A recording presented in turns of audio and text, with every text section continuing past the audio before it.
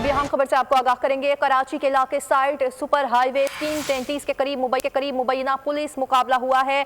Police मुकाबले में firing के मुलजिमान जख्मी हालत में गिरफ्तार कर लिए गए। असलहा, मोबाइल फोन्स और मोटरसाइकिल बरामद कर ली गई, जबकि पुलिस के मुताबिक गिरफ्तार मुलजिम तारिक मुख्तार और नवाब को अस्पताल मुंतकिल कर दिया गया है। इस हवाले से मजीद आगाह करेंगे नुमाइंदा बोल न्यूज नदीम अहमद हमारे साथ मौजूद है। जी नदीम, आगाह कीजिए। जी हाँ, ये सच्चल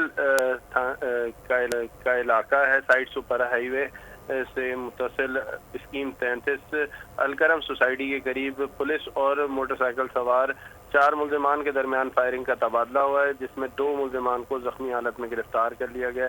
इसमें तारिक मुख्तार और इसका साथी नवाब शामिल हैं। दोनों जख्मी मुलजिमान के मजीद 2 साथी मोटरसाइकिल पर जो है वो फरार होने में कामयाब हो गए, जबकि गिरफ्तार मुलजिमान के कब्जे से असला, छीने गए मोबाइल फोन और मसरूका मोटरसाइकिल बरामद कर ली गई है।